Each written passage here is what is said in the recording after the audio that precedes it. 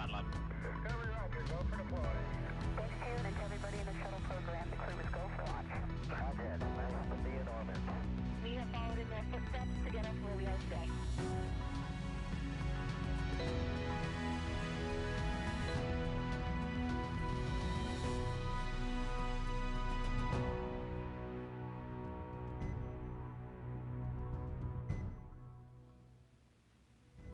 On Tuesday, NASA astronauts Butch Wilmore and Sonny Williams landed their T-38 jet at the launch and landing facility here at the Kennedy Space Center in Florida.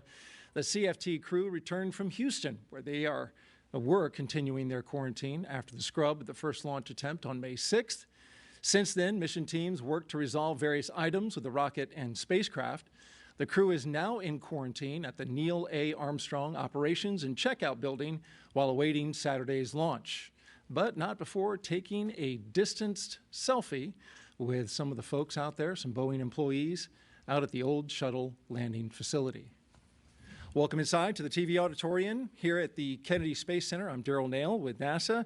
I'll be your moderator for today's pre-launch news conference. The second attempt of NASA and Boeing's crewed flight test of the Starliner spacecraft is scheduled for exactly 12:25 and 40 seconds a.m. Eastern Time on a ULA Atlas V rocket, which just returned to the pad yesterday morning at Space Launch Complex 41. Our panel today, got a fine group. Joining me to answer your questions, starting from my left, our NASA Associate Administrator Jim Free, Steve Stitch, Manager of NASA's Commercial Crew Program, Dana Weigel is here, Manager of NASA's International Space Station Program.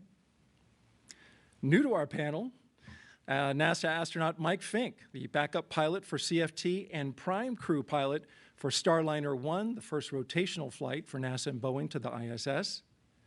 We also have Mark Nappy, a Boeing Vice President and Program Manager for the Commercial Crew Program. Gary Wentz is the United Launch Alliance Vice President of Government and Commercial Programs. And Mark Berger, CFT Launch Weather Officer with the 45th Weather Squadron based at the Cape Canaveral Space Force Station. And of course, we're joined here in the room by members of the media as well as on the phone. We will take your questions, of course, following a brief opening statement by each of our panelists. And we'll start right now with Jim. Thanks, Daryl. Good afternoon, everybody. Thanks for joining us again for our next attempt to launch the first crewed element of the Boeing Starliner family. We certainly learned a lot more about the system since our first launch attempt on the 6th of May. The teams have, as always, continued to work diligently to ensure that when we do launch this test flight, we're ready to conduct it safely. You've heard all of us on multiple occasions mention that we'll fly when we're ready. The teams have been taking the right steps to conduct the necessary testing and analysis to get us ready, and you'll hear a lot more about that today. We talked last Friday and then encouraged many of the folks of these teams to take some time off, spend some time with their loved ones over Memorial Day and be rested. Folks returned Tuesday ready to tackle the launch week and have continued their work that you'll hear in more detail about. That I'll let Steve and Dana discuss and others as they get into the details about holding our agency flight test readiness review on Wednesday, which was chaired by the Space Operations Mission Directorate Associate Administrator Ken Bowersox. And there the teams brought a number of analyses and go-forward plans to the elements you've heard about, from the valve replacement, the helium leak, and the fault tolerance. And we brought it to that Delta flight test readiness review because we wanted the whole team to hear and consider the evaluation and acceptance related to the CFT affected systems and overall system that are really based on our interim human rating certification plan, that package that Steve will talk about. We are continuing to learn. That's what spaceflight is about. Every day we learn, both on our vehicles like Starliner on space station, with the ultimate goal of keeping our crews safe, going to, living there, and returning. As I mentioned, we're going to keep learning from this test flight, and I'm looking forward to us increasing our knowledge and understanding of this new spacecraft and overall system. Just a reminder, and I'm not stealing Dana's thunder here for ISS, but for more than 23 years, we've had people living and working off of this planet, truly changing the course of human history, in my opinion. The orbiting laboratory has hosted 3,000 research investigations from 108 countries. It's a critical test bed for everything that NASA is trying to do to understand and overcome the challenges of long-duration spaceflight. The research and technology demonstrations conducted on ISS, and some of which move through move through CASIS, are done so with benefiting life here on Earth. But they also will help us and are helping us prepare for those missions beyond LEO, the missions that will be for commercial LEO, and those missions that will take us to the moon and onto Mars. So thank you again for being here. And with that, let me offer my sincere thanks to every individual that worked to get us back here. That includes the crew who participated in a lot of the discussions, who understand what we've worked since then, but it's the individuals, it's the people that make space very special and help with the focus of keeping our crews safe. So let me thank them individually for their work. With that, I'll turn it over to Steve. Thanks, Jim. Thanks for those kind words. And I want to thank all of you for being here today. Thank you for your interest in the Commercial Crew Program and our crewed flight test. It's been a busy few days, even since we last talked to you last Friday, and we kind of gave you an update on Friday. As Jim said, on Wednesday, we had the Delta Agency Flight Test Readiness Review, where we went through the readiness of several important aspects of getting ready for the flight. We talked about the helium leak in the P2D2 flange, and we went through that with the board. Also, our vulnerability to the deorbit methods, which I talked about on Friday. We talked that topic. We talked about a potential parachute crossover topic from a Blue Origin flight that occurred recently, and I'll talk a little bit more about that later. And then we made sure we had a good plan with United Launch Alliance for the operation of the self-regulating valve at the pad. I know it's been a long road to get here. It's really exciting for me to be here. It was exciting for me to, I got here just after Butch and Sunny arrived on Tuesday, and it was great to see them here. When the crew arrives, we're getting close to launch, and of course we got the vehicle to pad now. I'm very proud of the teams that have worked very hard over the last 2.5 weeks. As Jim said, we were able to get a little bit of downtime over the long Memorial Day weekend. I could tell when we came back on Tuesday, people were more rested and really ready to go to hit the final phase of operations, getting to launch. As we said, we're on track for the June 1st launch. 12:25 Eastern is the launch time, and we'll dock about 25.5 hours later at about 1:50 p.m. on Sunday, June 2nd. If we have to scrub for some reason, we have a backup opportunity on Sunday, June 2nd with a launch time of 12:03 Eastern. And then we would stand down for a couple days and have backups on June 5th and June 6th. It's great to all be here on the panel. I would tell you a few things that we worked over the last few days, and Dana will go into more detail. We received some data from SpaceX on a reflector on ISS that showed during some of their Dragon approaches and the port relocate that there was some degradation in the return signal from one of the reflectors. So SpaceX provided some data to us. We took that data and gave it over to Mark and the Boeing team. They ran a few simulations to make sure if that reflector weren't there overall, we could go ahead and dock successfully with the Vesta rendezvous navigation system. So we did that in the interim, and kudos to SpaceX for sharing data with us. I think one of the things I'm starting to see now amongst all these entities that are flying in space is a sharing of data back and forth, which has been incredible. I mentioned Blue Origin had a recent human space flight, a suborbital flight, where they had a parachute that did not fully inflate. Starliner uses some similar components to that parachute system in terms of reefing line and reefing line cutters that cut that parachute system. Blue Origin provided some data from their flight, shared it with the NASA, shared it with SpaceX, shared it with Boeing. We were able to meet and go through the particular components on Starliner, and we made sure we had good separation from that particular parachute that didn't fully inflate. We went through and looked at all the data, and that's good to go fly. And then finally, one of the last things we worked was there was a component on station, and Dana's going to talk more about that needed to be sent up, and we repackaged some cargo on the Starliner and are flying up about a 140-pound item for Dana and the space station that really needs it. So we had to manifest some of the cargo on Starliner, and that was done today. I think what I've seen out of the Boeing and NASA team and the ULA team working with our space station team is a lot of agility in the last week at dealing with these things as they come up, which tells me that we're really ready to go fly, and we'll take it one step at a time and watch the vehicle. Mark will talk about the weather. We have a really good shot at the weather, and we're just going to watch the onshore flow a little bit. And other than that, we're ready to go fly when the vehicle and the crew's ready. I'll turn it over to Dana. Thank you, Steve, and thank you all again for being here today. Let's see, Wednesday's agency review was really thorough. Obviously, we had a lot of discussion about the helium leak and also about fault tolerance. I think the Boeing, the commercial crew program, and all the technical teams did a fantastic job bringing forward a thorough discussion on the flight rationale. I feel like we have a really solid mission plan to go fly this flight. From a station standpoint, our responsibility is really what we call integrated safety. That's safety of the two vehicles as they operate together through rendezvous docking, the joint mission, and also undock. Those issues specifically don't really change the risk to that integrated operations space. It's really a subject for deorbit, as Steve mentioned. We did hold our ISS mission management team readiness review yesterday morning. Everyone pulled go, including the international partners. As Steve mentioned, we got surprised by an onboard anomaly this week. On Wednesday morning, our urine processor assembly, or UPA, had a pump that failed. That urine processor takes all of the crew's urine and processes it in the first step of a water recovery system. It then sends it downstream to a water processor, which turns it into drinking water. And so station's really designed to be closed loop and to have the urine processed continually all the way through down to drinking water. And so with that processor failed, we're in a position where we have to store urine on board station.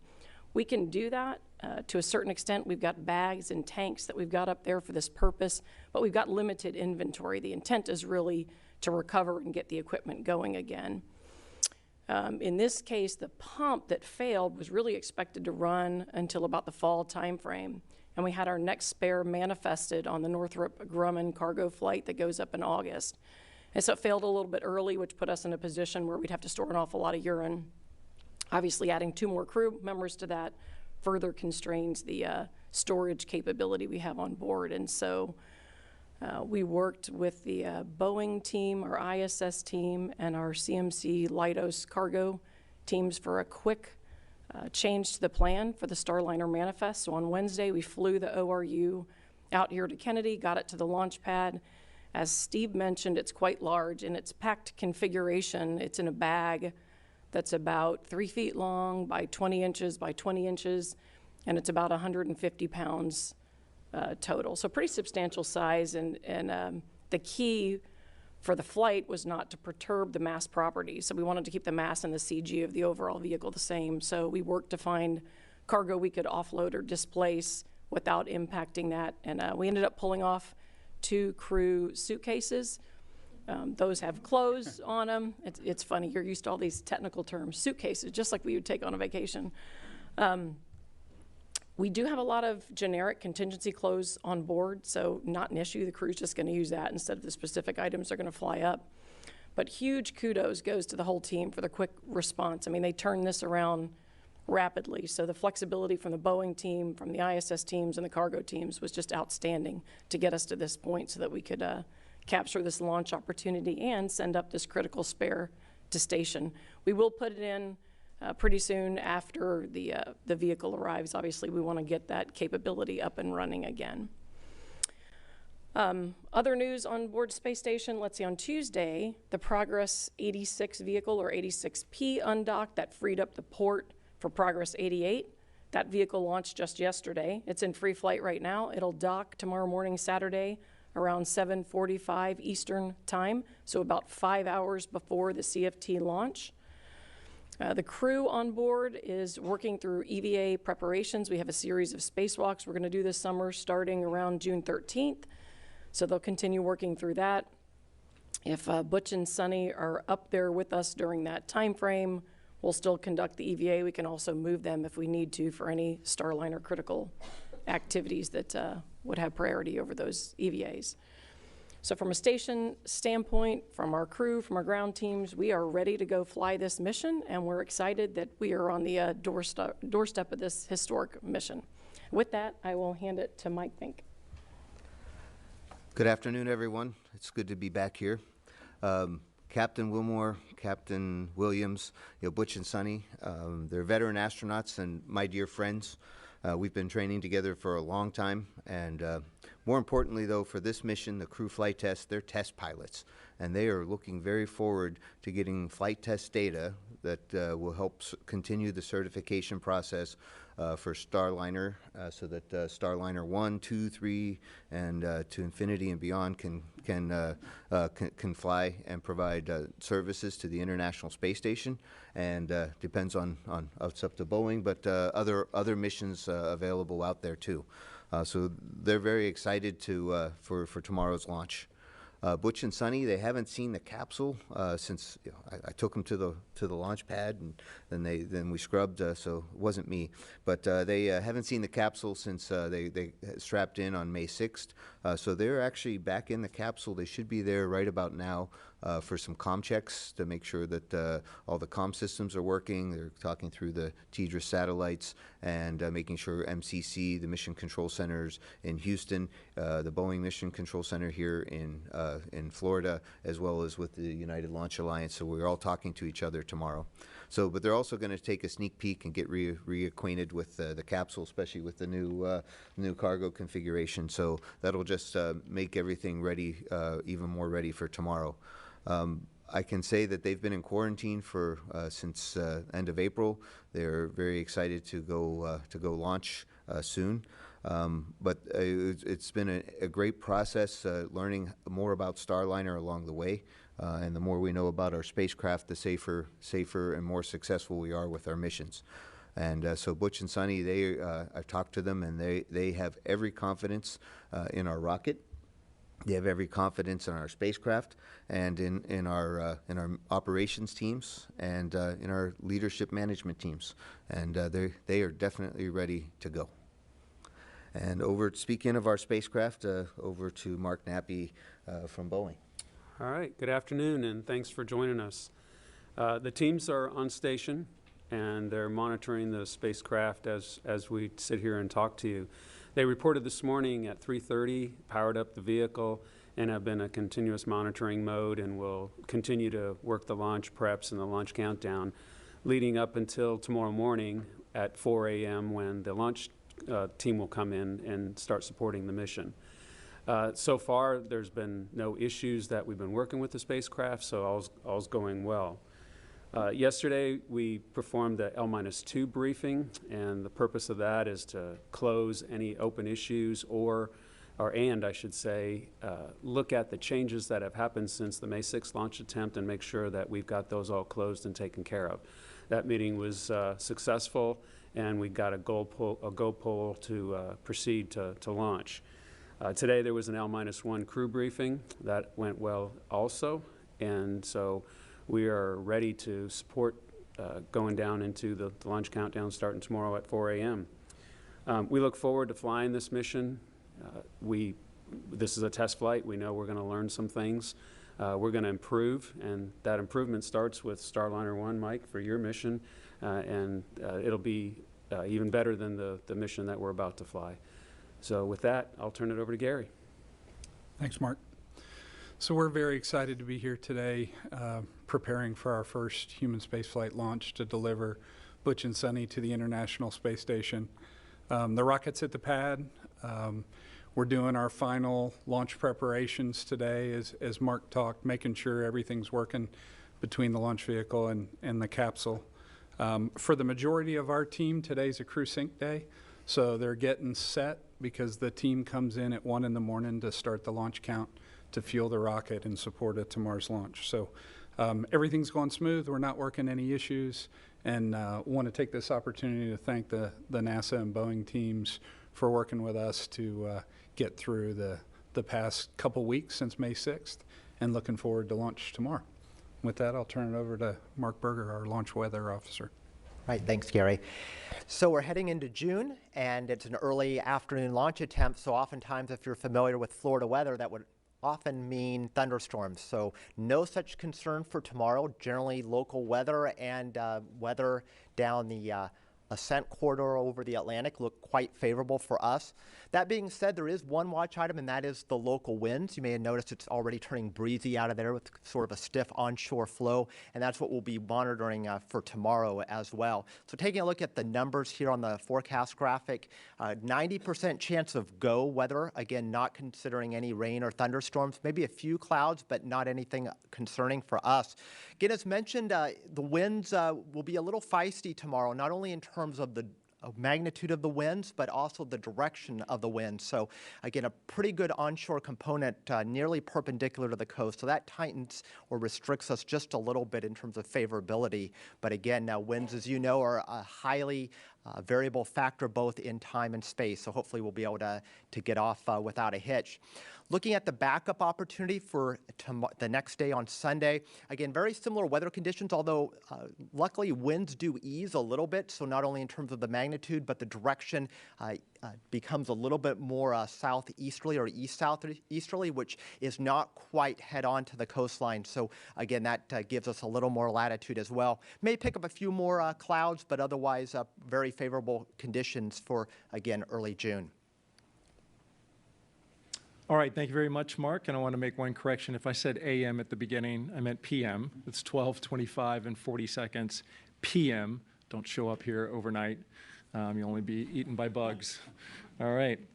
All right. We'll take your questions beginning now here in the room at Kennedy. Please raise your hand, state your name and affiliation, and to whom you are asking the question. We'll start with Marcia. Probably for you, Steve.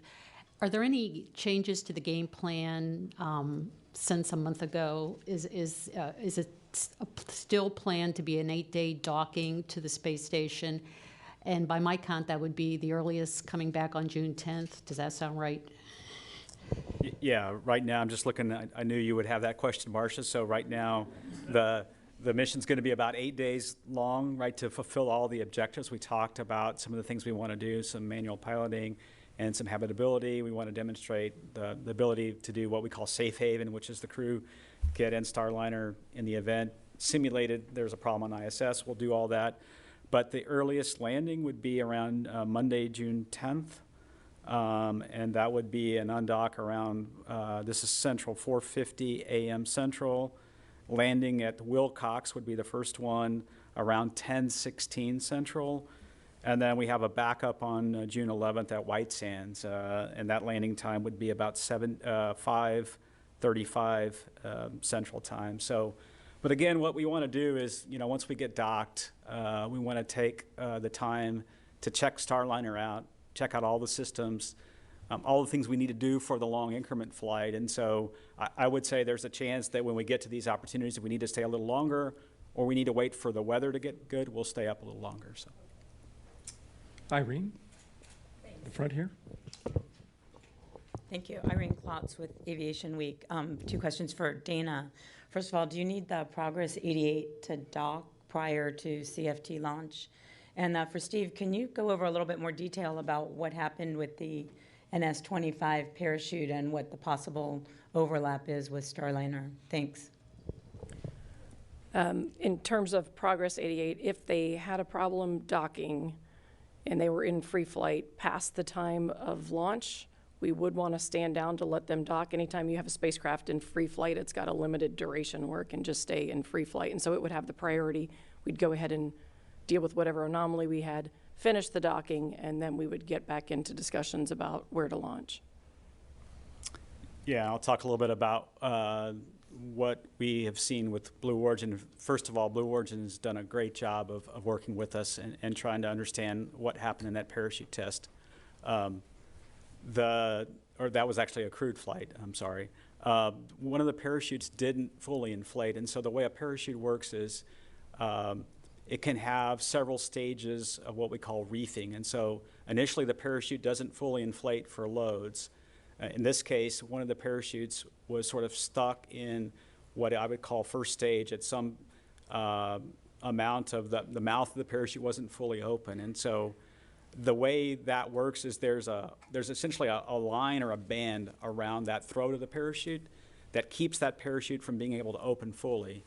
And what we saw is the cutters, for some reason, did not cut that line. And so it turned out we use a very similar cutter that Blue Origin uses, so it was important for us to look at that data. We went back and looked at all of our test data on our cutters. We've fired them like 160 times out of the lot that we're using, so we had good separation. We've never seen an issue with any of our cutters. All the testing was really superb on cutting the reefing line, and so that's why we proceeded. We have good flight rationale and good separation. All right, Jeff, right here. Jeff Paphos, Space News. For Steve, looking ahead just a little bit, assuming we have a successful launch in the coming days and a nominal mission with no major issues, do you think there's still enough time to get Starliner certified in time to fly Starliner 1 in the first part of next year? Yeah, I think that'll be something that we'll work on, after the flight. Right now, we're really focused on the crewed flight test and collecting all the data that we need. I think obviously the path to Starliner 1 clearly is the crewed flight test. That is the most important thing we have towards certification. So we'll go fly the flight, and we'll look at the data coming out of the flight, and then we'll make the right call relative to when we go fly Starliner 1. We have to go through this full certification. We really haven't had a chance. Mark and I have been super busy working the crewed flight test, so we haven't really had a chance to lay out that whole timeline yet. All right, Joey, for our next question.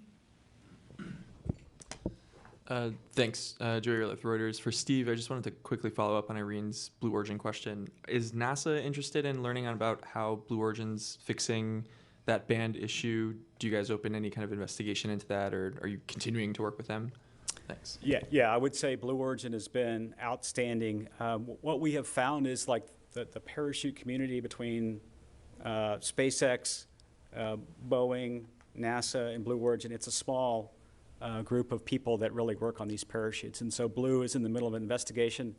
They've been great at sharing the data from us. They don't really have what I would call any kind of root cause yet, but we'll continue to follow along with them, our parachute team will. And that's airborne systems that the suppliers that they all share?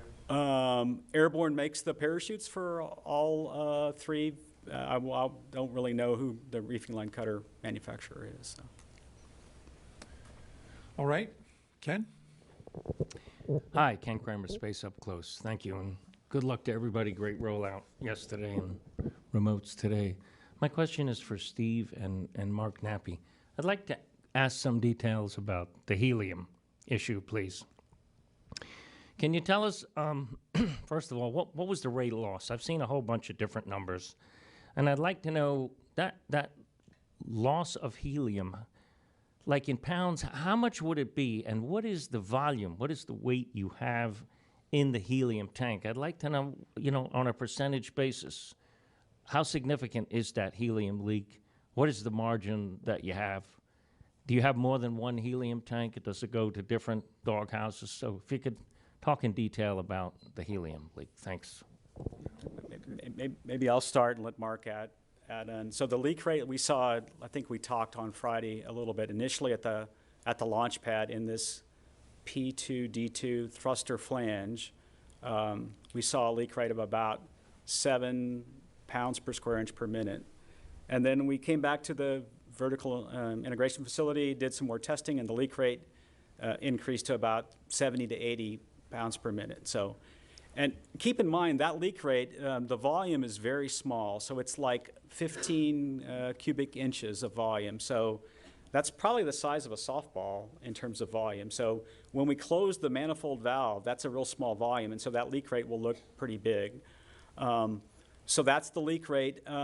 We have roughly, I'm trying to think about how to characterize this. In terms of the total amount of helium, we have margin of about, I would say what we would call 500 PSI of margin in the helium tank. The helium tank pressure is about 3,000 PSI, so we have quite a bit of margin for the mission. This kind of size leak uses a small fraction of that.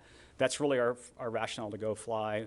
And again, we're going to power up the vehicle today And then when we get it to the pad tomorrow, when we activate the prop system, we'll take a look at the leak rate. We can see that leak in the tank, actually. So we'll see if the leak's about what we expect it to be, and see if Mark has anything to add. Yeah, there's about 50 pounds of helium on board, and this leak, if it was left open to vent all the time, it would lose about a half a pound a day. So there's plenty of margin left over. You can add the 3,000. Well, half a pound a day, but we're going to when we get docked to station, we're going to close the manifold, right? So we're going to isolate from the tank, as Mark said. So. And it's one tank? I believe it's 2 tanks. So. Did they go to the different doghouses? Yes. Yes. It's two tanks are plumbed together, right? The tanks are together, and each of those 2 tanks has 2 manifolds that go to each of the doghouses. All right, let's go to the phone lines, and Bill Harwood is on the line. Yeah, thanks very much, and apologies for not being in the room with you. This is just a quick follow-up on helium, and I realize nobody expects anything like this to actually happen, but when do you pressurize the system for flight? In other words, when would engineers, get a chance to check that leak rate, just to have some context for the countdown? And finally, if the leak rate really did go up for some reason before launch, would the solution be to simply isolate the manifold at launch and go to your RCS-only deorbit scenario, or is there some rate that you just would say, I'm not going to fly? Thanks. That's a lot of what we spent the last week or 10 days working on was all these contingency cases. So the teams have looked at when we open up these manifolds, and that's around T-minus 4 hours, so it's going to be around 8 o'clock tomorrow morning, and then that's when we would see if this leak has increased or not, and if it had increased substantially. The managing of the system is a lot of what the teams worked on over the last 2 weeks, is to, okay, what if it does increase prior to launch? What's acceptable? What would we do as far as troubleshooting? What would cause us to go back and reevaluate our flight rationale? All of those conditions have been laid out for the launch team. And the same thing for flight. If we have an increase in leak, or if we have additional leaks, what's the criteria for what we would do? Those are all laid out in the flight rules. The teams have all been trained. The crew has been informed, and we're in good shape to fly. Mark, I just add that the crew also spent a lot of time at the Boeing facilities in Houston to practice the contingencies. We're not expecting them, but in case they happen, our flight procedures and the crew will be able to safely come home and deorbit, and that was part of our risk trade-offs as we got closer to flight rationale. Another question on the phone line, Micah Maidenberg, go ahead. Thanks, Daryl. Maybe you guys just touched on this a little bit, but Steve and Mark, regarding the design vulnerability and the plan to address that, having gone through the review this week, could you just explain one more time a bit more about accepting that risk, however remote, for CFT? Thanks. Yeah, I'll start, and then we'll let Mark add to it. As we talked about on Friday, we have different methods of deorbiting the vehicle. We primarily use what we call the OMAC thrusters to deorbit with, and those are 3 OMACs per doghouse. And we got doghouses all the way around the clock, top, bottom, port, and starboard doghouse. It turns out for certain failure cases, we would lose OMAC thrusters. And in other words, if we lost a helium manifold due to either the valve not working properly or some other line leak, which we have to be way bigger than what we're seeing in this flange, we would lose that doghouse. And then the way the software works is there's 3 OMACs there, 2 of them which would fire for deorbit, or maybe 1 if we use all 4 doghouses. The opposing doghouse, then the software says, I can't fire those OMACs because of asymmetrical thrust. And so it would really require the loss of 2 adjacent doghouses, the helium systems in 2 adjacent doghouses, say the top and port or the top and the starboard, to get into this situation where we need the RCS thrusters. So it's very low probability that that would happen when we looked at the potential failure modes. But we have a way to get out of that, and that's when we would use this if that were to happen in flight, which we don't expect it to happen, and we're managing the system so that we don't get into that scenario pre-flight. But we could use these 4 RCS jets to deorbit in the 2 burn sequence that we talked about on Friday. I'll see if Mark has anything to add. Yeah, I talked to the process that we go through to come to these conclusions with safe flight rationale.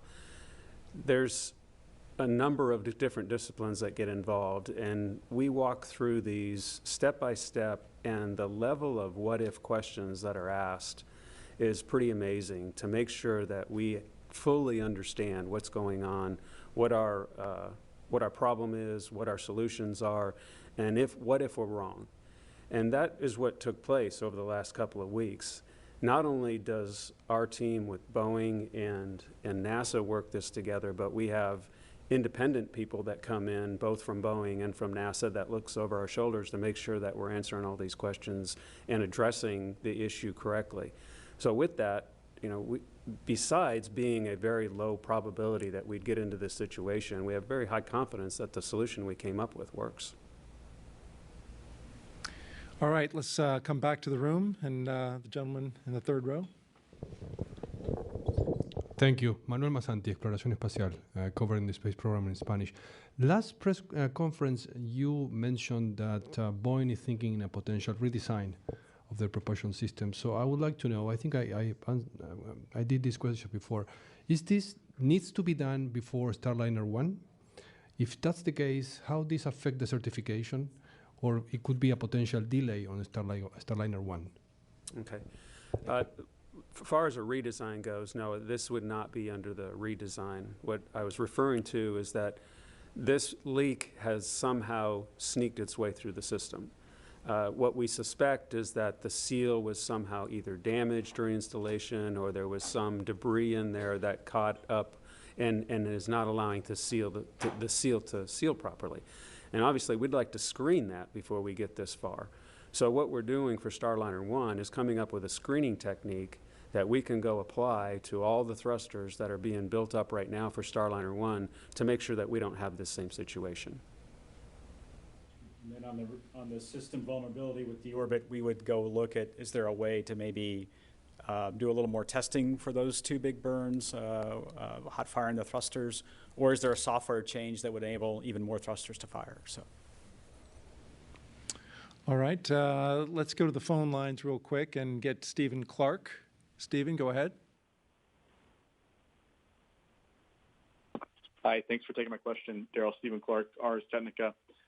Just to follow up on an earlier question about the flight rule for the helium leak. Yeah, when you pressurize that system at Del minus 4 hours tomorrow, I guess the last time you checked the leak rate, it was 70 to 80 pounds per square inch. What would be the acceptable level of leak rate to press on with the launch tomorrow? Turn to our resident flight director on the panel. Yeah, we could manage about roughly a double the leak rate, and we can manage it in flight. What we'll do is we'll look at once the system is pressurized and open, we will be able to look at how much helium is being used from the tank. We talked about two tanks. Think of them as one tank because they're together. So we'll look at we know what that drop in helium should be per hour in the tank for this size leak. So we'll look at that to make sure it hasn't changed. And then if it has changed, we can go isolate the manifolds and then go take a look at this specific manifold and understand the leak rate there. And we've got criteria in place that says when we'd stop and talk about it or whether we were ready to go fly. So. And Will Robinson-Smith is on the phone. Go ahead. Yes, hi. Excuse me. Thanks, Daryl. Will Robinson-Smith with Spaceflight Now. So just to put a button on and follow up on Bill and Stephen's questions. So if there were to be an isolation of the manifold, you would still be able to proceed with launch. Am I understanding that correctly? And is there a specific rate in the leak in which you would feel more comfortable standing down and taking a deeper look at it? Thanks. Yeah, as I said, so we'll go look at the leak rate, looking at the drop in the tank, right? And so we've got a criteria of about 20 psi per hour we're looking at before we would isolate manifolds to go at that kind of leak rate. If it's more than that, we would think maybe the leak has changed in our manifold, so we would go look at that. We wouldn't launch with the manifold isolated. Remember, part of the beauty of the Starliner system is it has an incredible abort system. And that abort system relies on needing all the OMAC thrusters, orbital maneuvering thrusters, in each of those doghouses. So we wouldn't launch with a manifold isolated. We could manage it on orbit. Should we get on orbit and see some change in the leak rate, we could close a doghouse. As Dana talked about, we looked at the approaches to station, and it really doesn't, with the doghouse down, we can go ahead and approach station. It really is affects at the end of the mission, the deorbit capability. And then we really have a criteria up to 30 psi per hour in the tank that we wouldn't launch if it was above the 30 psi per hour in the tank. All right, we've got a number of reporters on the phone, so we want to stay there for the moment and pick up Andrea Leinfelder. Hi, this is Andrea at the Houston Chronicle. Thanks for the questions. I've got two. The first is from Mark Nappy. I know it just said that you'll look at certification after this flight test is back home, but you previously said that you're hoping NASA can certify Starliner by November or December.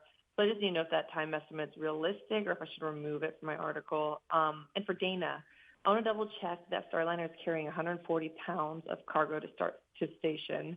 And the two crew suitcases that were removed, were they for Butch and Sunny or folks on the station? Thanks. Take the last one first. Sure. We'll take the easier one first. Let's see, there's other cargo headed to station.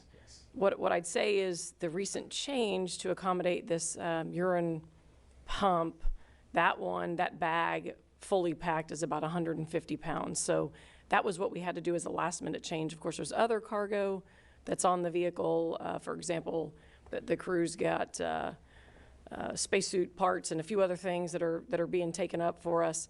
The two specific suitcases that came off had clothes for both Butch and Sunny in them, and also some crew-specific, what we call hygiene equipment, so crew members can pick some of their own unique hygiene materials. Of course, we have generic hygiene, shampoo, soaps, etc. on board that they can just use from the generic supplies.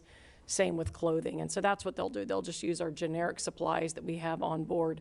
And the reason why we have them there is for cases like this. In case a cargo resupply vehicle doesn't get there, we keep a certain contingency supply on board.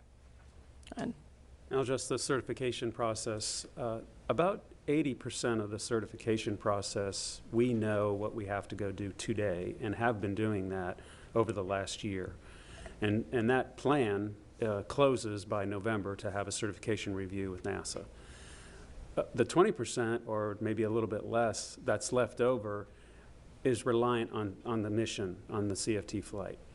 There are likely going to be some kind of in-flight anomalies or things that we need to, data that we need to collect from the CFT flight. We have to download that data and analyze it and understand it, and that's going to be part of what we bring to the certification review, the results of that. So obviously the longer it takes to fly CFT, the shorter that period becomes for us to review that data and make sure that we have reports written and that we understand it. So that's the variable. How many in-flight anomalies do we have on CFT, and when do we bring the vehicle back, and do we have enough time to turn that around by November? If we don't, then we will move that review or do partial review. But getting the certification review done as soon as we can is important, regardless of when we fly. All right, back to the room. And Marcia, you're in the front. Marcia Dunn, Associated Press. Two quick questions. Steve, how deep into June can you keep trying if things don't work out in the next week? And for Mike, when the crew is at quarantine in Houston, can they go home, or have they been stuck not seeing their home since the end of April? How tough has it been, this quarantine for so long? Yeah, we have launch opportunities, as I said, June 1st and 2nd, the 5th and the 6th, and then I think we would have to talk with Gary and ULA. We've got to stand down for a number of days to do some replacements of batteries on the launch vehicle, on the rocket, and then I think we'd have to talk about what the opportunities were after that. So. How long does that? Gary can comment on how long it takes to replace the batteries. So with the magnitude of the batteries we're looking at changing out, it's probably about 10 days. Oh yeah, so real quick about Butch and Sunny and how tough the quarantine has been. It's so they were able to go back to Houston. We were able to do some training there. We do take the health stabilization program very seriously. We learned a lot, especially we all learned a lot during the COVID. But Butch and Sunny were able to go home a little bit. We have to be careful about maintaining separation with the family. But Barry Wilmore, if you know him, he really likes to sit on his lawnmower and cut his grass. So I think he has the best manicured lawn in his neighborhood. And I know Sunny enjoyed spending some time with her puppies, their dogs, and so they were able to get and that again, keeping the crew motivated and focused on the mission is important. So we were able to manage that with the flight docs, and then so they're back here obviously and ready to go. All right, Irene, here in the front. I'm not sure if this is for Steve or Mark or Mike as well.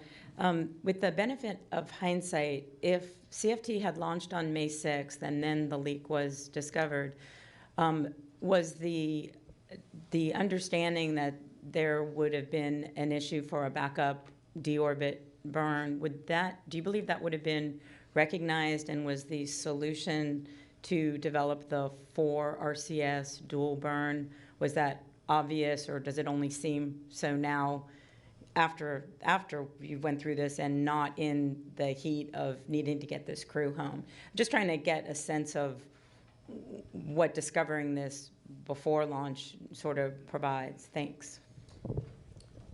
Yeah, I'll start and then maybe let Mark add. I would say if we would have launched back on May 6th, we would have gotten on orbit and we would have seen this leak after we docked and closed the manifold. We would have seen this small leak. I think we probably would have gone through the system and we might have figured out that we had this vulnerability. It's really hard for me to speculate. I think we would have maybe seen it and figured out this solution that we came up with. I mean, the teams, when we found the leak, it didn't take very long to see that if we started talking about losing dog houses, that we had this vulnerability. So I think we would have understood it pretty well on orbit, and we would have then started looking at what the options were, and see if Mark has anything to add. Yeah, I'd be probably a little bit more forward on that. I'm 99.9% sure we would have caught it. As part of this troubleshooting, we built a fault tree that said this is where all the leaks could occur. And as we went through that is where we discovered this fault-tolerant issue.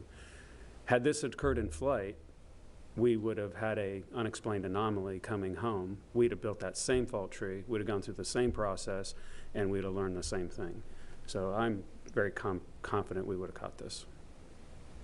Just to add 2 sentences, the process of developing the flight procedures and understanding with 8 RCS and 4 RCS, I think it was very similar to what we would have had done anyway. The only difference was that Butch and Sunny were able to be there for the procedure development and for the testing out. Had they been up in space, then their trusty backups and Starliner 1 crew, we would have joined the team and helped with that. So we think we would have gotten to a similar, if not the same answer.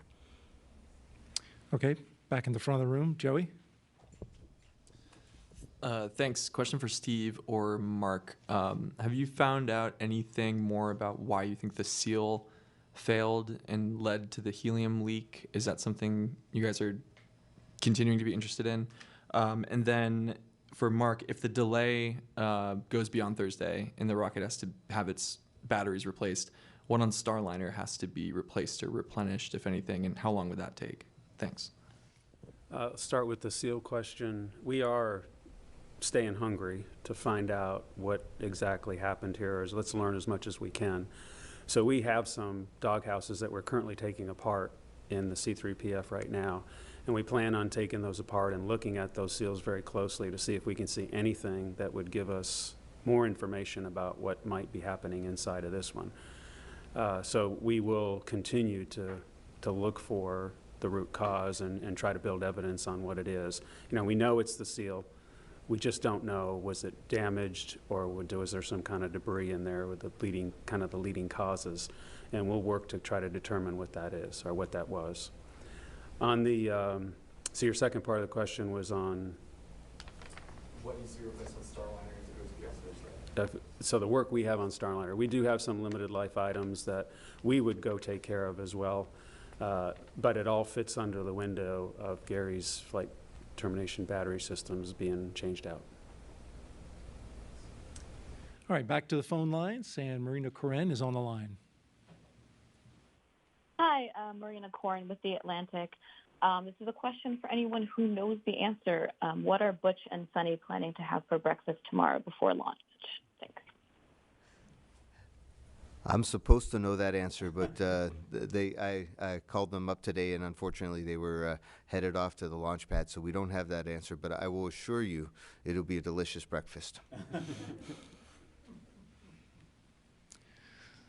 Okay, we'll take another question on the phone line. Anthony with Spectrum. Hello, thank you for taking our questions today. I'm just trying to, I guess, wrap my head around this, and I'm trying to use it in terms that most people would understand. If this was an airplane and there was a leak like this, I really don't think it would be allowed to take off. So I'm trying to understand why NASA and Boeing says, you know, we have a good backup plan here, we can launch this, but why don't we just play it on the safe side, roll it back, take the Starliner off the rocket, and fix the seal. Thank you. I'll try to answer that, and we'll see what Mark has to add. I mean, I think, you know, first of all, we looked really hard at what our options were with this particular flange, and the fact that this flange has a fuel line that goes into the flange and an oxidizer line and a helium line all going into the flange makes it problematic to work on. It makes it almost unsafe to work on. So what we really have taken an approach is for this size leak, when Mark talked about, you know, it's a half a pound a day out of 50 pounds of total capability in the tank. I mean, it's a really, really small leak, and it's well within the margin that we have. And so sometimes for space flight, you plan for contingencies and you design the vehicle to have margin. And in our case, we have margin in the helium tank. And we've looked really hard and worked really hard to understand that margin and to understand maybe the worst cases. And we took the time to go through that data, and we really think that we can manage this leak both by looking at it before we launch, and then if it got bigger in flight, we could manage it. In fact, we could handle, as I said on Friday, a leak that's 100 times worse than this, so in this one flange. So when we looked at all that data, we concluded that the smartest thing to do was to go fly the mission, and we could fly it safely, and we would have the redundancy we needed. And I'll see if Mark has anything to add. It's really just a matter of safety. When we looked at this problem, it didn't come down to making trades. It came down to, is it safe or not? And it is safe. And that's why we determined that we could go fly with what we have. All right, another question on the phone. Leo Enright with Irish Television, go ahead. I think this is for Mike Fink. Just wondering about transatlantic abort scenarios. I haven't seen any reference to a transatlantic abort zone, so I was wondering what happens. Can you talk us through it? And I'm assuming that this would be a water landing. They're not going to parachute onto Shannon Airport. No, we would not be landing in Shannon Airport. So there is a a period of time over the North Atlantic Ocean, a spot over the North Atlantic Ocean. It's called the North Atlantic Exclusion Zone that we don't want to land because the water is always cold and wavy and dangerous. So Starliner, along with the dual-engine Centaur, has the capability of, once it gets near this exclusion zone, to head back towards Canada, and it flies kind of a burn, points towards Canada and flies back, and we call that a St. John's abort. And then if that's not going to work, we can continue the flight and or continue, and we fly outside of onto the Irish coast in the water at a specific point. There's a guided entry sequence, and it'll take us close to Shannon, Ireland, right off the coast, and then hopefully, and we're counting on you for the Irish Coast Guard to pick up my crewmates, and then we'll get them back to the U.S. Another question on the phone, Tim Fernholtz. Go ahead. Hi there. Thank you for taking my question. This one is for Mike. I was just curious for my readers if you could share the perspective of the astronaut office in the last week, going through the analysis here and coming up to this flight rationale. What is your perspective on it? And I was also curious what it's like for an astronaut to fly in a vehicle that has a deviance like this. I was curious if that had happened in your own career. Thank you. Yes, so from an astronaut perspective, one thing that I'd like to say is that, and we mentioned it here, the NASA Commercial Crew Program Office, as well as the Boeing company, have included us and Butch and Sunny and their representatives and all of our Flight Operations Directorate, and we're part of the team. We know what's going on. We understand the discussions and the risks that are being talked about for being mitigated. Butch and Sunny especially have a very strong voice that if they were concerned about something, we would send it up through our chain to the chief astronaut, who would take it forward. I think if you ask Butch and Sunny directly, and I can answer for them, that they feel very comfortable and confident that we've chosen a good path forward.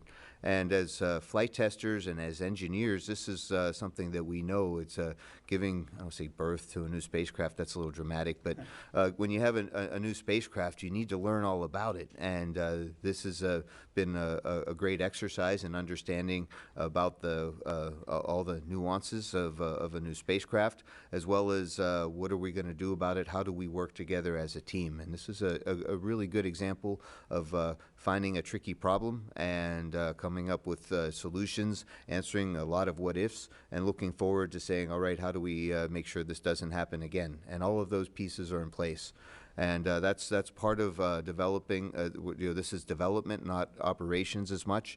And we see those same kind of things in airplane programs I've been involved with, as well as first times we got to the International Space Station. I remember I was there for that, and we were learning how things operated, and we learned what pieces were going to fail sooner than later, and we know our space station really well now. And we're going to get to learn Starliner through a lot of operations even better. So this is, I don't say par for the course, but this is what we do. This is how it is to develop a new spacecraft, and we understand that everything isn't going to be perfect, so what do we do about it? And we have good discussions and good understanding as we move forward comfortably, and the crew is a part of it, not just Butch and Sunny, but all of us get a voice and get understanding. So we are excited for launch, and we're confident. We have every confidence in this mission. Well said, Mike, and we'll end the briefing on those words. Thank you to our panelists for taking the time to join us, as well as the members of the media here in the room and on the phone. A reminder, the ULA Atlas V rocket with a crewed Boeing Starliner spacecraft is set to launch at 12:25 and 40 seconds p.m. Eastern Time tomorrow, June 1st.